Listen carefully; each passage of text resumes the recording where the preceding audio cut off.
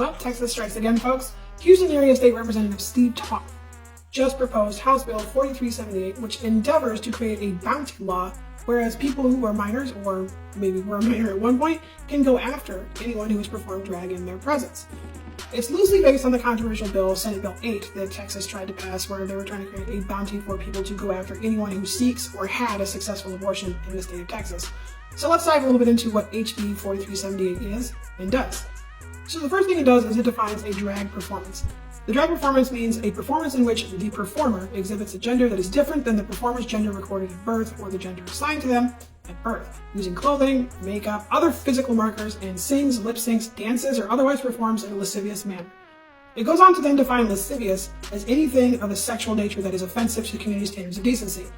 Folks, these are purity laws. Plain and simple. These are purity laws. We already know that the Republicans, the right, the evangelicals, the Christians define pretty much anyone that's queer does as sexual in nature. So I don't think it's a far stretch to say that anyone who is basically queer at all and exists in public is going to be going after with this law should it pass. We all know that the right-wing code, drag performers, is really just an attack against trans people in general. And this law certainly does not state whether or not drag and trans are the same thing. It's very, very ambiguous, which means reading between the lines that this law can absolutely be used against drag performers.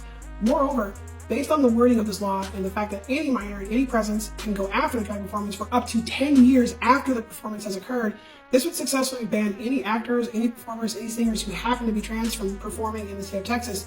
And moreover, it can pretty much ban pride celebrations in their entirety. The only hope that I see in the bill is that it's not grandfathering previous performances. So people who have attended drag before, that there may have been minors under the age of 18 after this bill passes, would not be subject to the bounty hunting laws this bill allows and provides. However, any occurrence after that cannot be readily defended with "I did not know that person was under the age of 18" is going to be gone after for at least $5,000. It does not cap the number of times the same performer can be sued by different people. So, sufficient to say, this can be used multiple times against the same performer. If you're in Texas like me and you're tired of this nonsense, please show up on March the 20th at the Capitol. We're going to go and express our grievances and testify in front of Congress.